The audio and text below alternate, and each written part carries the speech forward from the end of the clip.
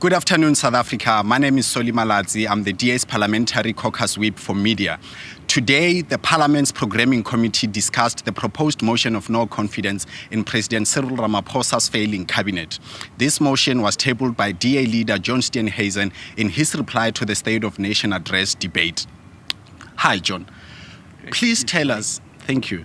Please tell us, why is it important that we have this motion and some of the breaking news related to it? Well, first of all, I want to clarify, because there are two motions that the Speaker's approved. One is one by the ATM, which we know is a Zuma proxy party, which is a motion of no confidence in the President. That's separate to our motion. Our motion is a Section 102 motion, which is against the Cabinet. And the reason we've done this is because, first of all, we don't want to get rid of the President because we know what's waiting in the wings. We don't want to end up with President Mabuza or President Lindiwe Sisulu. It'll take the country on a fast forward down the drain. But we've done it in the Cabinet because every one of those lazy and corrupt crooks are responsible for the suffering of so many of our people. Whether it's the failures at Home Affairs and people have to wait hours in a queue to get a birth certificate or an ID document, whether it's the fact that our driver's license system is now a year and a half behind schedule because Minister Fikile Mbalula didn't order more machines, so our driver's license machines, the one machine that prints him, is out of service. Bheki Cele's absolute failure to protect citizens and the country from the insurrection and riots during July last year, the failure of Minister Andred Lodlo around the intelligence services, the failure of the current Speaker, who was the Defence Minister at the time, to ensure that there was an adequate response, Lindiwe Sisulu's attack on the judiciary. This is clearly a cabinet that is not fit for purpose. It's not serving the interests of South Africa. It's too big. It's incompetent, and as we've seen in Zondo, is now filled with the very people who visited so much pain and suffering and who've stolen so much of the country's future, particularly from young people. So we want that cabinet out. We want a new, smaller, leaner cabinet that's going to focus on delivering for the people of South Africa. This current cabinet doesn't cut the mustard. And you know what, Solly? Yeah. The President even agrees. And it's very clear, and why I tabled the motion of no confidence during the SONA, that he's now outsourcing the work that his cabinet should be doing to people in his own presidency now. Why do we have a small business minister if we've got someone who has to go into the presidency now to focus on red tape?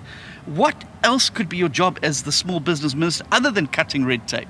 So it's clear the President himself has got no confidence in his cabinet. And so we know he doesn't have the political mettle to deal with the problem and get rid of these terrible ministers. So we're going to use Parliament to help him do the job. You've mentioned some of the biggest crooks and freeloaders in that cabinet. Why is it important that collectively they must go? Because the Section 102 motion says that they must all go. The cabinet must all resign. Now, I think there may be some cabinet ministers who are relatively good at their jobs and they can be reappointed, no problem. What we need to do is to get the rot out of that cabinet. We have one of the largest cabinets in the world, much larger than many of our emerging market counterparts around the world, and much larger than many of the more developed countries around the world. And one could be forgiving if the large cabinet was competent and able to deliver. But this is a large, bloated cabinet filled with incompetent bloodsuckers who are sucking out the lifeblood out of ordinary South Africans' lives every day. Incompetent inability to be able to deliver the things that South Africans need to build a better life for themselves and their families. They must go, must reduce the size of the cabinet, to reduce the financial burden on the people of South Africa and put people into those positions who are going to start delivering for the people of South Africa. The current bunch just don't cut it. Thanks for that context. So from now, where to in the lead up to the 30th of March when the motion will be debated? So there's still a lot of ground. We've got the first hurdle now. The motion's been granted and is going to be taking place on the 30th of March. There are some issues that need to be ironed out before we get there. The first of these is the Speaker needs to settle the whole matter of a conflict of interest. Our argument is that any minister who stands to lose their 2.5 million rand fat cat package has a conflict of interest. Should they be allowed to vote on their own future? Parliament's rules are clear that if you have a financial conflict of interest, that you need to make sure that that is resolved and you don't compromise yourself in that regard. How is a minister going to vote to retain themselves in the cabinet? We believe that's a conflict of interest. That needs to be resolved. Our view is executives shouldn't vote. Secondly, how the voting is going to take place. South Africa is expecting business and South Africans to get back to normal, but yet Parliament refuses to sit in full plenary. We believe Parliament needs to come back in full plenary, and individual members of Parliament must be given the opportunity to vote in this matter. Why do I say that? Because we elect members of Parliament. We make sure that each individual member on their console has a voting facility, because it's individual votes of members of Parliament that make up the majorities. What the Speaker's hoping is that parties are just going to arrive on the day, we're going to have the debate, and then the ANC Chief Whip's going to stand up and say the ANC supports the cabinet. Well, that's not true, because we know there are members within the ANC that don't like the members of the cabinet. And if they were given an individual vote of conscience, they may well vote very, very differently. We believe South Africans have a right to know how their members have voted, not just hide behind a party mandate. Thirdly, should it be a secret ballot? And this is something that's going to have to be tested.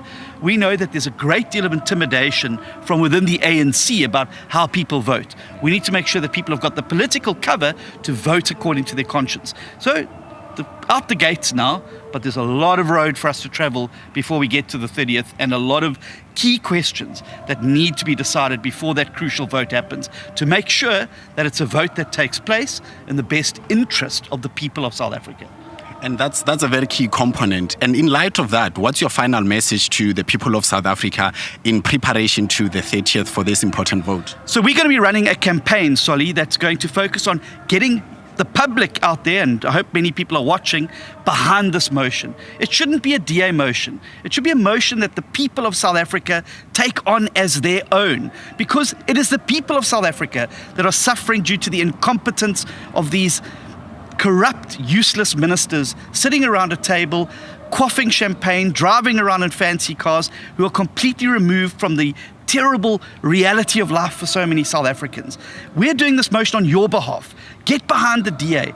Write to your local paper, write to your MPs, make your voice heard in all the forums, and support this motion of no confidence, so that we can work together collectively to bring a new era of accountable, transparent government that's going to start delivering for South Africans. And I think that's the focus. We've got to get out there and win the hearts of them. We're also going to be talking to other opposition parties.